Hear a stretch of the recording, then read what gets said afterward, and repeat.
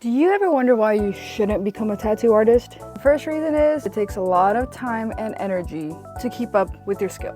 You're gonna have to be doing a lot of practicing, and sometimes you might not be in the mood to do that practicing. And sometimes you might just want to go out and do whatever, but there's gonna be a lot of times where you're gonna have to sacrifice a lot of your time and your energy for tattooing. And I would say even more so than a regular job, because you're having to constantly get better so that you could give people exactly what they want. And if you don't practice constantly, you'll get rusty faster than you think you will.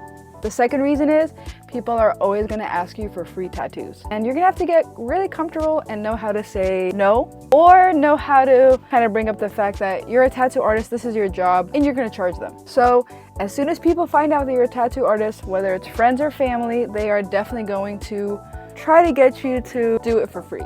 In my experience, it's a great idea to come up with something that you're gonna tell all those people, just kind of like a script almost. Because I mean, sure, can you imagine if you loved tattoos and one of your friends became a tattoo artist? Wouldn't you want a free tattoo? You know what I mean? Especially with how expensive tattoos are. So you're gonna have to get really comfortable with telling people no. Unless you're in the beginning stages and you're just trying to practice, then why not?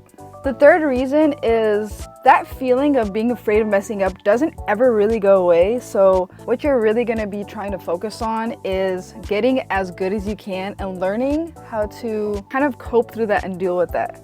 Because you're going to have a game plan for when you do mess up, because you're human and this is just art. So you're probably going to mess up at some point in your career, and that's okay.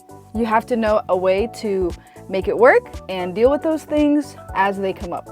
The fourth thing is if you're a tattoo artist, a lot of the times you're going to be working for yourself, which means that you're going to have to make your own hours and know exactly what to do and how to do it and when to do it, because you're basically your own boss. So kind of like for me, if I want to, I can take off all the time in the world because I am my own boss, you know what I mean? It's important for you to be consistent and know exactly why you're doing what you're doing, but the hardest part is setting up a schedule that you're gonna follow, especially when it comes to it's your job and your responsibility to get clients. Nobody's gonna bring them to you aside from yourself.